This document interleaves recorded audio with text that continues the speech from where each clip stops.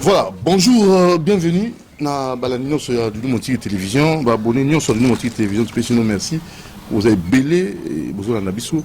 De l'autre, des tendances et surtout des courants et des tendances en fait dans makanisi, dans des opinions, dans des visions. Dans des visions de la Mouka, dans la cash. Hein? Voilà. Tu as mis des cours. Union sacrée contre la Mouka et Martin Fayoulou. Alors tu vois, nous sommes bon moment. Nassima, il y a marche, il y a le 29. Alors tu vois, c'est qu'il y a une news. Donc, pour les tout ça analyse, il y a un discours à certains sommets aux Nations Unies et aussi to koloka makanisa bande ko na biso moko moko apesa na suka ba proposition pour réellement mboka et son redécollage o ilongo bani mwana mboka Antoine Toko mbote na yo mbote ndeko ozanani bato ba kotelo na Monti TV bayo nazali analyste indépendant proche ya pouvoir en place ya ndeko Félix Antoine Tshisekedi Tshilombo Antoine onga pe azali ndoyi na ngapa se komo na ngapa Antoine. Deux hommes à pouvoir. Très bien. Nous avons se présenter dans votre parole en libellé, dans le Monti TV. Merci Ndeko Doudou. D'abord, avant de me présenter, nous allons corriger le Komoko. Oyebi na sémantique, bandeko bako ila biso ba concept moko toko comprendre kangote. Moto Ali analyste indépendant proche. Yo indépendant, o comme sous proche. One is a psystacisme, is a perroquetage. Et à malamote. Yebisa bato bakola na yo position oyo zaleli. Soko ali mona bitinda, yebisa to mona bitinda mabe yalite. Mo ko sa bato kwali indépendant boye, eza malamote. Ngai nazali Alain Zikate di Mutu. Nazali membre ya la Mouka bien sûr, mais la parti politique on a ko évoluer ezali SID.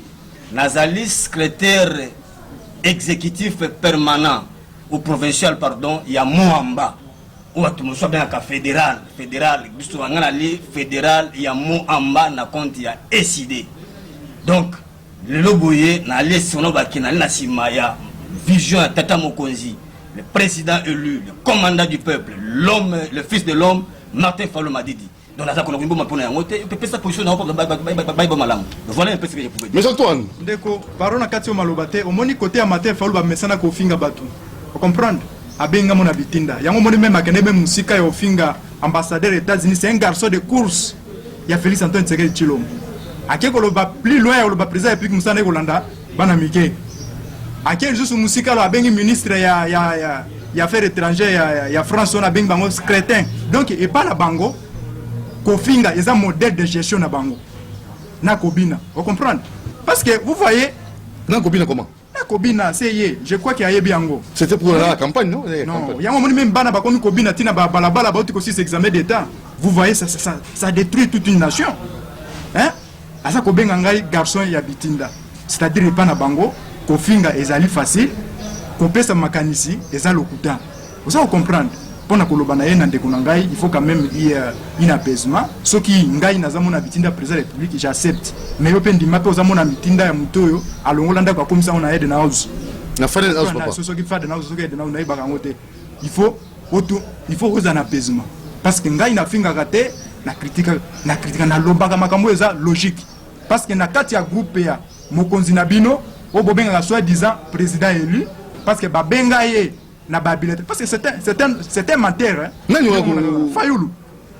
Mais moi je vous dis babenga ye na ba résultat akene na yango na kati ya na cour constitutionnel amema yango ndeko wana tambusi Congo mobimba bosi ma machine à voter te bozwa ba papier bo dessiner nga Fayulu bo dessiner matoi na nga Fayulu na zakane na ba doute na ba classe ya tanga. Non, il ne faut pas entrer dans la vie privée. Bon, on a retiré un mot. C'est pas bon. Bozo ba papier, bo dessiner nga Fayulu, bozo ba papier na bongene kotia na urne. Mutu moka si ma machine à voter te. Atamboli Congo mobimba. A komi na Équateur, a eko senga lobi, bokene ko voter. Na ba papier. Azui ba papier, ba kie kuna na urne batu ba bi biso za bata maeli. Oya za kotinda biso to kene kotia ba papier na urne, oya za yangote. Il faut aussi ma machine à voter. Vous avez batu basini machine à voter. baye ko benga ye président élu na ndenge ne ata machine mo ba dessiner matonya fa le zate mais basa ko benga ye président élu ça c'est l'utopie. C'est l'utopie politique. Tout comme on a été, on a dit que de quoi aller réagir. Discours à Mokozamboka, 7e sommet des Nations Unies. Bande ko bala ndo Doudou Montiri TV belé. Bande ko vina yo Alain. Comment est-ce que vous décortiquez discours là? Doudou Montiri naza choqué, estomaqué. Na dit qu'on a regretté parce que Zulingaï moto ya 10e mérite ça année débat makamotali politique alors ça me fait mal. Hein, qui déjà moto ako benga ba injure o ezalaka injure te so na bit Doudou Montiri na mona bitinda ya na bit par exemple za mona bitinda ya Bemba na fingi yo. C'est le patron de la TV. Alors, c'est votre patron. Soit vous avez mon habitinda ya Jean-Pierre Bemba Gombo, Igwe. Na fingi yo. Ndeko tala, au moni ton auto bengaka. Non, peut-être. Ndeko zalaki miana, ozalaki bandeko bandeko kayo, zalaki miana. Peut-être tu n'arrives pas, tu n'arrives pas, non pas péjoratif, tu n'arrives pas à faire la dichotomie entre Doudou Montiri avant de travailler dans ce CTV. Azano mon habitinda Jean-Pierre Bemba. Ça c'est cause à mon habitinda, n'a cause à la part, n'a cause à travailler dans ce CTV. Il y a la dichotomie. Tu n'arrives pas à faire à ces messages. Congo la moqué au bandi kuluba. Parce que tellement de l'eau salité. Ça ne tient même pas debout. Balobi qui était d'abord il parle, c'est heureusement que on a déjà Mikolo, mais à éviter que ce sont des responsables qui vont suivre cette émission. Il parle de nombre d'États. Et alors, na papier. Ça peut s'expliquer comment il y a moto ya Maele atanga abaki bozo abo dessiner na papier. Ça peut se dire où?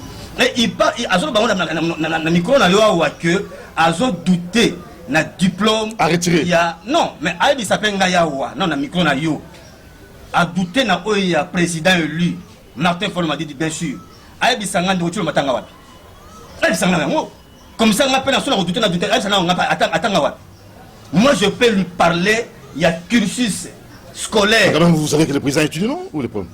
Wapi na ibakate yo informé na ngai ça c'est quoi ça? Non na yebité yebisa ngai awandeko na ibakate ti lelo le président oboko benga président ndeko Chilombo atanga wapi na informé na ngai yebiki atanga na yebakate mais pour toi moi wapi c'est pas ça le débat to ya va na Belgique atanga na Louvain na université libre du Congo de Belgique na ILB atangi wapi on na ibakapete so ke ina président Martin Fayulu Madidi bakoyebisa yo que abandi kelasi na ya primaire na Njili atangi na bekolo minene awa ya Congo akeko tanga na France oyo place bekolo yebani ba université à Paris D et yebani lelo yo boye ali détenteur ya master et yebani azali économiste aye yebani azali économiste ti lelo yebisa na ngalelo bon atanga filière o ndeko tu masale zanini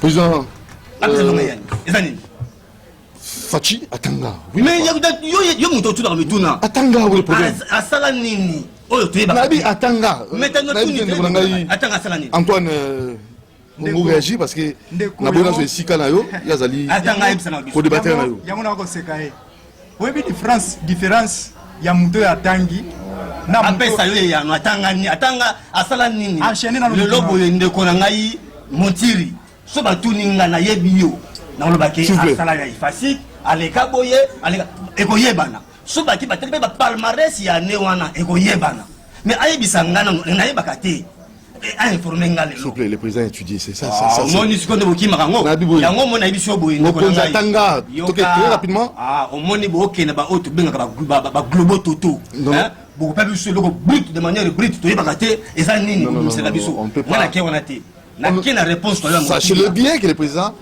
ndeko na ngai asaka na bana te yo etika réagir otunanga motuna na réponse pona eloko wana de choquer asisi maloba yonga na webisobu différence oyo muto ya tangi akopesa université na muto ya tangi te eyebanaka na ba propos oh là là akopesa yo te au moins ndeko na ngai ayeko kima omona biso ape yano akopesa ya noté enchaîner na muto na yo omona suki makokangama na biso kokangama wana klebowa klebowa so apeso ya nous na telemi awa omona excès ya kobina likolo ya mituka so apeso ya nous na telemi awa omona excès ya kobina likolo ya mutuka ndenge ekomisi azo tu makele awa ya sanzete na yo s'il vous plaît bato wana biso belé na télé balingi ordre balingi bazwa matière na biboye toke rapidement 7e sommet ya mokonzi mboka mais na sommet wana ndeko na motiri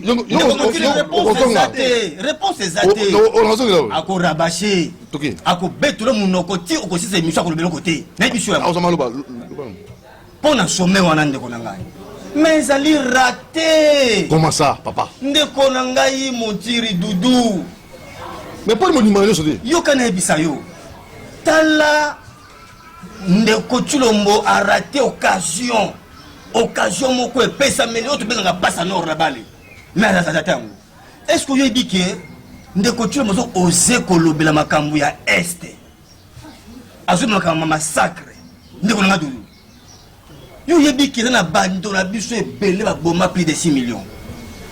Rwanda kaka oyo Rwanda akei kotia makelele na mikili mobimba kaka pona 900,000 bato aboma lelo ndeko Tshilombo bakenda meme kofu kogumbama liboso ya otubenga cimetière ya bato wana nyonso bakunda wana mais bino awa e ana rapport moko babengaka rapport mapping otwali na moti lelo oyo tokenda ko réclamer que justice internationale sala et c'est là qu'occasion et puis ça me lié à senga na bandeko otoko benga ko ba décider ya monde à quelque sorte base bati la biso ezali bongo couple international mo ekita pona ko jije kaka makamotali baba makamotali génocide à Congo. Comment si moins d'1 million bakei ko tia makele pe ba reconnaître ngo comme génocide mais oya bino ti lelo ndeko Tshilombo elokode alobela ngo ta passé outre makambo wana donc rapport mapping elobamité atikela ngo ba Denis Mukwege atikela ngo ba professeur na ba président élu le commandant du peuple le fils de l'homme balobela kane yango mo bisu tokona toujours commémorer mo ya 2 août le kola mo kola génocide poto bakanyoma makambo tokotika yango te esengeli ba pays oyo etungisa biso etia biso à genoux et bon so bakende ko répondre de leurs actes mais le côté pas ndeko Tshilombo yami balé azolo bela makambo etali élection ekozala organisée na 2023 pro tala chapelet de bonnes institutions tozo boya ndeko Tshilombo amateurisme to comprendre te yango pena ki 32 yango c'est pas trop fort ça, c'est pas trop fort ça. Non ndeko nanga ezali amateurisme c'est l'amateurisme au sommet de l'état to boya moto ndeko nanga élection avant de l'organiser yo yebi wali journaliste ya mokete ezalaka mbongo elongwaka na budget annuel o ezaka voter na parlement chaque budget bakenda kozwa mwa ndambo bese batia pembeni pour na organisation ya élection ndeko motiri banda makambo esalami yebisa ngai combien de balongoli pour na organiser élection combien ezati bazoya komeka otobianga na politique ba balle d'essai bazo meka ba ojoger population makambo etali bongo recensement o balinga ba conditionner le courant ndeko Kabila tant tout ça bandeko que nous sommes dans une continuité ya ba impunité ya makambo belé ba kondimela biso te ndeko Kabila asaka biso loko wana na onipa o ezalaka makambo zonga sima et yeba zoko meka ngona ba kana no quelle sera la réaction du peuple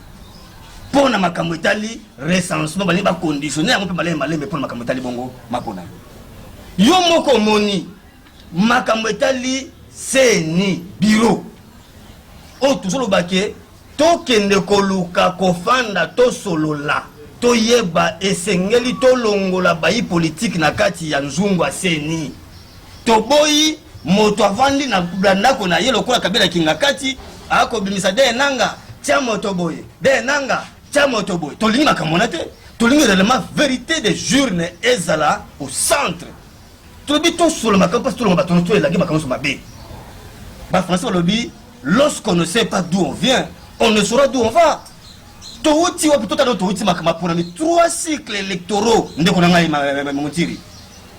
moto peuple avotaka ye wana kaka nazaka abebaka te tovanda tosola to bamakamoni tokokosala ye alingi te balingi ma blocage sa makote wana balingi baimpose biso moto oyo akoya akoloba iyo na makambo na bango tolobi te politique yali dogmatisme te loko bajean rostam ande kolobela yango na France akala ezali oyo tolobi il faut toyoka na toutes les parties prenantes ndeni tokosala règle moko ya jeu elonga biso na suka non il le bloque et accueilli na tribune à lobby non les élections seront bel et bien organisées mais ndeko nangai quel type d'élection donc tolingi to beta sous élection oyo batie moto peuple aka na mawa ola comme na liesse batie moto qui ko publier na chaîne na char batie moto ba ko publier na minute pendant bato so balali non mais c'est quel type ya mboka to usana nango tout lobby te ndeko tu batie ko kosa pe ya misato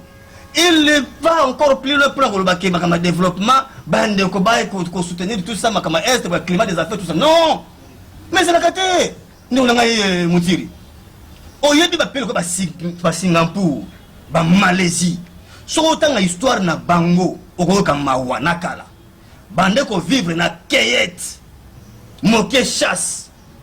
Mais comment est-ce qu'ils sont arrivés à construire des richesses? Comme appelle les locaux, comme payer dragon, on va payer émergent. Mais ça peut être, qui n'a qu'au senga, aux abongos développement n'a batoté, parce que bah on a coûté de la ligne de développer. Quels sont les mécanismes de nous salir pour beaucoup de Samoko, Mboka qui est liboso? Yo moins de Chulombo, Magamako, ma est aussi malamoté. Né le part au monde, né le part, je dis bien, batte que la casoda, bloacolia. Né le part. Aux autres ration, au la militaire, à comme à Somba, n'est pas c'est le Congo. Ce n'est pas pour eux qu'on parle de soldes. Et là, qui c'est que Badu, Makolia, Badu, Makamanda, Badu, Makamai, tout ça, Manda, Moutika, la Gande, Babité, Yonde, Joie. Mais non, pas de voiture, exactement au contraire. À comme au tel que la neba sur la bilo à Colia, nul pas au monde. Vous allez au mais à Télé Bango, Massango, na 18 000. Oh! Mais nous avons soda zo akabiloko na cantine bakina kotikela na cantine bakina kotikela na cantine akena kataki na so bilo on pesa kaye combien on de besoin pesa o be ngo sol donc kati déjà au tie sous akile so mara sous biloko per masango ko etela bango ndeko na tala aventure eza conditionné na carte biométrique. Donc, soda ou la carte biométrique était à vous en mais c'est au fur et à mesure pollution de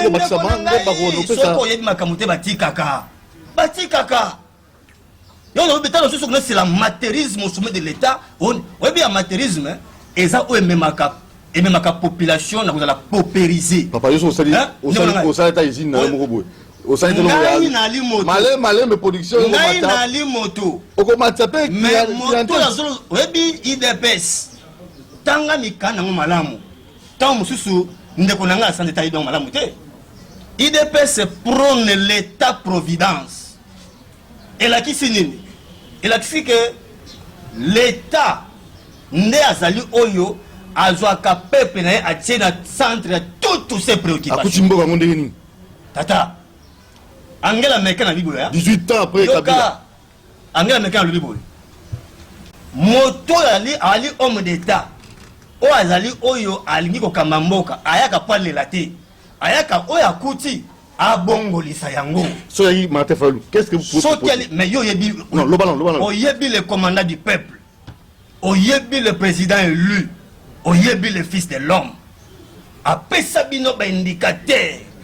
Alobi qui n'a eu pouvoir 100 jours oyangai tala de na ko beta pour mona résultat biso to yaki na tanto to pouvoir wana to yaki na jibesière na biso na ba résolution managériale ebele o to ba ki tango to ko ya na secteur to beta wa ta ici mais oui netina na domaine ya économie ndeko ngai tolobaki boye si toi amateurisme on a besoin d'exemple moko ya ndeko na ngati ba ko sala bozozwa ba opérateur économique ba évoluer dans le domaine ya produits surgelés boye bosorona bango o bloc bokita biloko o bosani que ce sont des économistes, ce sont des capitalistes na biso to ba to na sitaka na secteur wana ni to kito sala Batouana bakomaki otubengaka une économie na situation d'oligopole.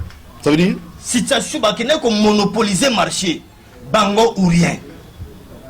Moto a monopoliser ka marché akomaka lolendo. Po yebike ataboke bokozongele kaka. Qu'est-ce qu'il faut faire? Il faut créer la concurrence. C'est la solution, créer la concurrence. Tant que vous créez la concurrence, beaucoup de ça et là comment tu bien dans le marketing, vous créer guerre des prix.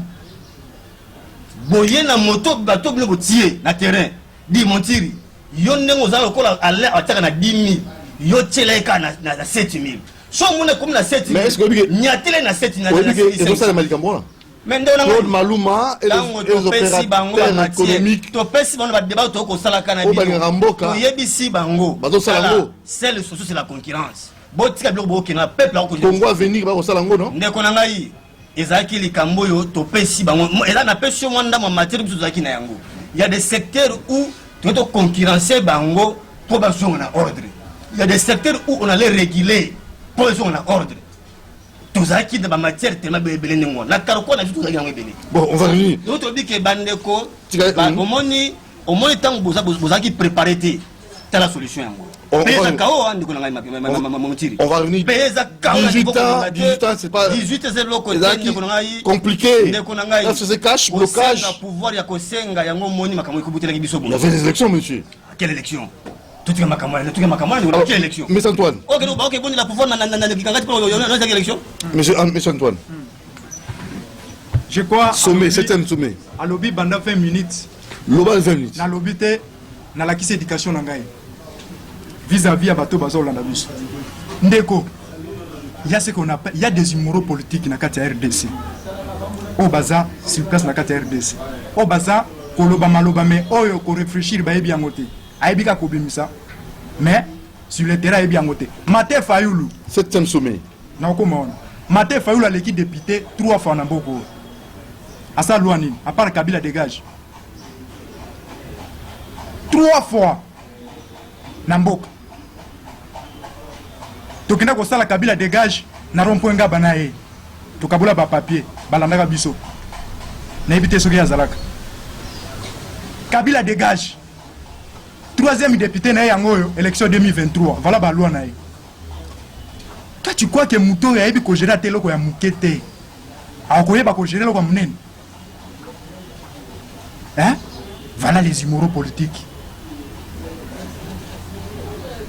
ndeko Mate Fayulu naoki apesi makambo élection pona koloba nini président de la république na kati ya tribune ya Nations Unies lobby élection na 2023 ezali pourquoi lobeli yango parce que omoni pa na bango baza soki basengi mutu opesa mo mutu basengi likolo comment lokola bayebi ke baza na mbongo ya kokende élection te ce que Mate Fayulu demande c'est le dialogue ce bato ba éviter ngana yebi très bien nande no yebi yo ça osana mo décider ça c'est muto école politique na makolo Tshisekedi le père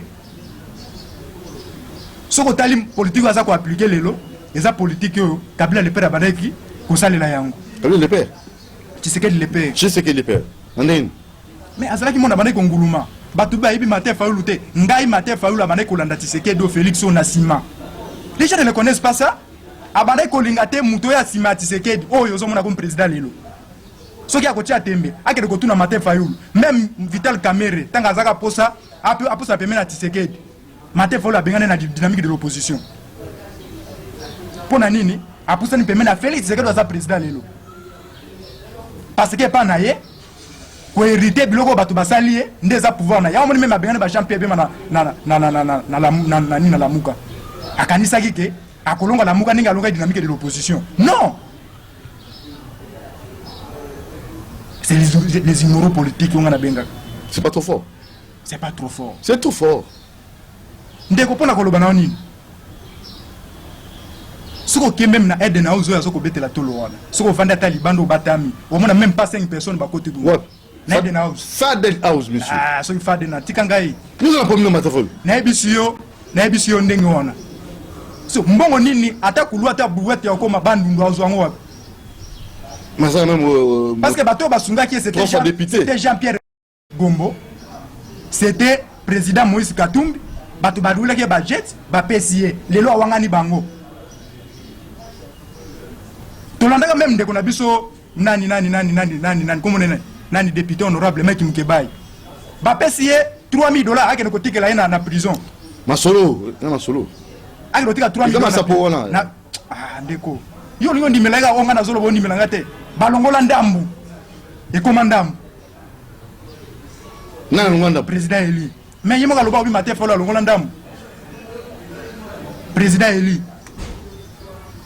yewana o ba pesio transit et pas que pour na akalobi na mtu na pesio mbongo nzoka muzitu mtatindeli c'est l'escroquerie mate folo za ko sala politique des Autriche na ndikone nani muzitu baza ko toucher 48 millions de francs congolais par mois ataka ba député national balobi ba député wana baza élité donc bangone bato baza éli mais bosangani quand même na bato baza élité bozokende kozwa mbongo nzela moko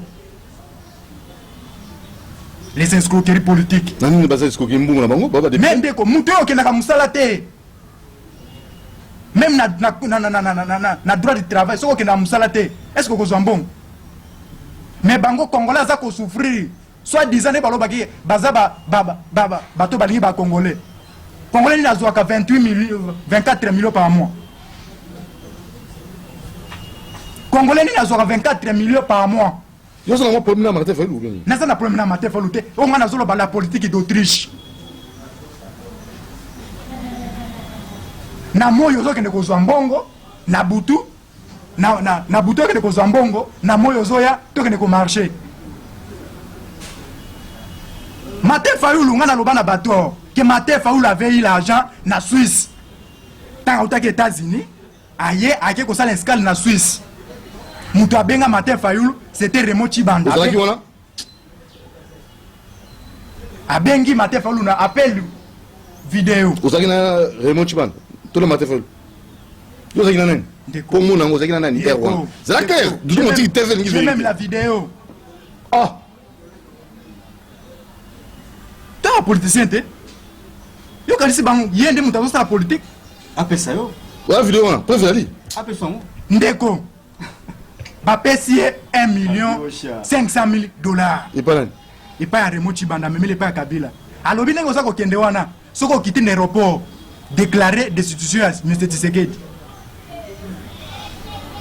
akiti na aéroport alobi asengi na cour constitutionnelle balongola Tshisekedi po tabwema mbazwa pouvoir Martin Fayulu wana FCC cash wana na FCC cash ndeko bato ya Kabila bawabi yo toyoki bien te aleki na ede na uzaki kolala po akomisa kuna Faden House yo bengo Eden House yo kaka ningo zoyoka écrivain mo alobi komaka oyo zokoma komaka oyo zoyoka hein yo kaka oyo zoyoka dona kombo tela bato ngo bebisa ebisio est-ce que za ngai ngesi na lala kuna esa yanga te asaleli bato ya asaleli ndeko na ebisio boy ake kuna bandeko nani bake koluka ye Raymond Chibanda te ndeko nani meki Mkebai basala délégation bake koluka ye babito kutana na président na biso par rapport à Banger ya makambo ya lobaki kuna na aéroport hein totu na ye soki Félix Selo alongwe na pouvoir nana kozwa ebonga wana Mkebai azaki na lamuka wana Mkebai azaki na lamuka te ye baza pe na lamuka baza el Fayulu muna muzitu el Tshisekedi el Bemba na Katumbi po lokola ye Fayulu amesana ko benga na bato bango balomba loko benga na mutu te trop c'est trop eza dynamique de l'opposition te ekenda ekufa koba yango nalobaka ke kosokola likako elongi te soko sokoli likako elongi akosote nani makako lokola Martin Fayulu apesi popularité panani lelo Bemba na Katumbi est-ce que ya présenté kanani ye na mboko ya bana représenter nani Oh, azaki sima tirer le père alukama popularité. On comprend la politique là. Politique kala nini? Ngape na banane momana. Ngase ba marche na it. Machine ya makaso sana. Menga na zoe bisayo. Mutu to tambola boye so baliba babeta libanga. Boyembate. Pour place wana babo basoda bagrimase binote. Mutu azo sala marche azo na jeep climatisé. So la monnaie yindi abani mbango azongi na fête de house, so fête de house. Hein? Mais attends, battre les autres. Mais hein? Faut battre les autres. Est-ce que tango basala ka lit biso bana bato biso toza ko marcher na ye to mi bateli les autres te ye fala tana mutu ka antibal akende soki ya kufi donc yende mutu akoki ko kufa te biso ne to kufa amoni mbalo échoué pour alinga zo top Congo atuna kuna na nini bazu combien pour bakende ko pesa mbongo na poto ya mbalo yo esalamité ndeko wana basa kosala ndenge wana Mike Mukeba ye bayambi ete mais na pokwa Kabila atindeli ete dongoyi yo sala ki wana ya yebi batindeli ete dongoyi basali déclaration kuna ete dongoyi o Félix Tshisekedi alongo mais baninga baobi mais biso toke koluka yalo mikolo azoyamba bato te mais Théodore Ngoyi kaka lelo ayambi ye ndenge basali na déclaration batelemi Tshisekedi alongo na pouvoir omoni politique ya Autriche ya kolia mbongo mopatasi yango monisa koboma ndenge wana basali déclaration wana omoni na marche oyo nga nakutani na mutu moko ancien cadre ya azaki ministre ya PPRD nasaki na chaîne na ye na émission moko wana azoyebisa ngai abi biso tokobanda kopesa Martin Fayulu mbongo Martin Fayulu bana mobiliser bato avant marche na ye omonaki bakambere balobi te babi biso tokosala marche wana na Martin Fayulu est-ce que oki bango barépondaki na eside mais bato batretaka ke baza baennemi ya mboka lelo bandimi bamarche na bango un groupe oyo baza kotia bato na bacongélateur bandimi batravaille na bango basali coalition nanani omoni makambo po bato balobaka nani otiseke Fayulu aboya kokende na kingakati ngai aokanga Kabila soki bolandaka ba discours boza na bonne mémoire discours ya Fayulu na terrain ya njili boye ba discours wana aloba na bango nana aloba na bino ngana okanga Kabila so na zu pouvoir madame Laïda po ya kosala liwana kosi na mutuka boya kufi so bobi babenga telefone ala muki na otika mona te théâtre ndenge wana mutu akufi mais bobi babenga nini ala afungoli misu bobengi bobi bamba zayi bakutu bobi aoyamba te na mitingi na ye ya njili atuni bango nana loba na bino ke ngai na kokanga Kabila madame Laila abenga kabiso abesi kokoki kokene na kingakati bokutala Kabila bosolola wana Fayulu na discours na ye so bozana ba mémoire bien alobi tokende kuna kingakati te il faut tokutana ndeo ya kingakati c'est ça alobi sava na yoki na kobenga bino ye na muzitu bazwi mutuka bake kotuna nani madame nani Laila pourquoi obenga biso te discours na ye abomba te pourquoi oza kobenga biso te alobi non na kobenga bino wana eza koluka pouvoir te Kabila apesa bango pouvoir alobi na suka alobi ti lelo madame Laila atikala kobenga biso te est-ce que oka lisola Jean-Pierre Bemba soit lisola Katumbi alamuki lokola aza égoïste ake kosenga poste pe ya Tshisekedi ozalaki wana ndeko ake kosenga poste epai ya Félix Tshisekedi baninga babemba na bakatumbi baza otala eza lokwa ndenge mo abulanga nda mandeko loba bisoka papa wana asha kotala bopesa ngai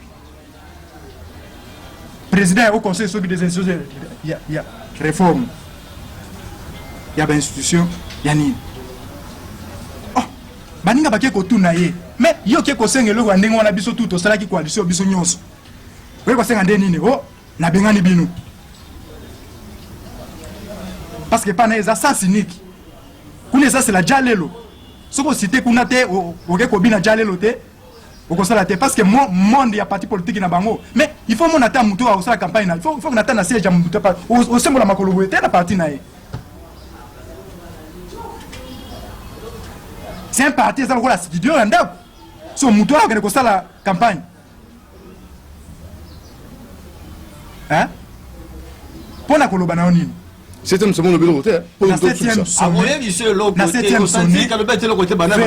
Félix Tshisekedi alakisi monene ya Congo apesi discours moko oeza grandeur ya Congo Félix Tshisekedi alobeli même Afrique économie faible en Afrique alobi nini okolobelo côté donc peut-être oyoki osimate lo côté Mutiri ngabe dikanga malamu tika loba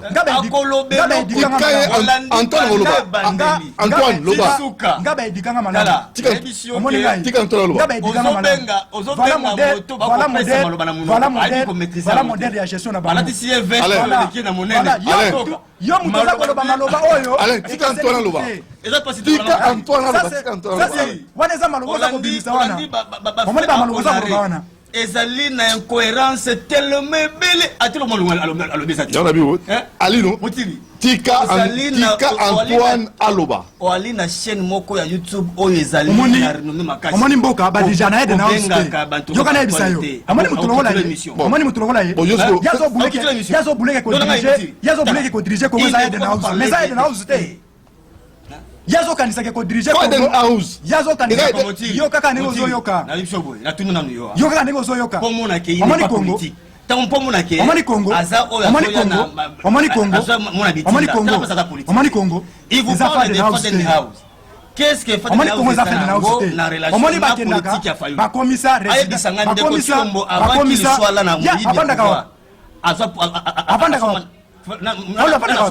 Faulu afanda kwa na tunyo boy Faulu afanda kwa na botule za moko tenda kwa Faulu za bon entre qui tokela na sujet na tunyo boy bosa la résidence kuna na Faden House kuna pour croire que ko va na Faden House ko ya wolo bana batu ba bisa émission quelle fortune avant qu'il soit là tala la fortune ceux qui balobi na bano yo kana Faden House yo papa Faulu nani Papa Faulu nani autant comme Faden House papa Faulu nani n'a pas l'histoire du Congo papa ya Faulu nani pas l'histoire du Congo na yalo banani tango Félix azoso mamituka tango zo Faulu sa makala moi je vous dis soupe toke wala ba fi pouvoir toli tango Félix azala ki mona ya tanga ba Jean-Pierre Bemba tanga ba Félix Tshisekedi ko tanga Faulu te monsieur qu'est-ce que tu voulais parler yozo finga bato bayeba na vayo na biso makambo yoka s'il vous plaît kende na histoire yozo finga bato papa ya Faulu marche ya le 29 s'il vous plaît na marche les atote il y a une histoire politique que ne maîtrise pas s'il vous plaît il y a une histoire politique que ne maîtrise pas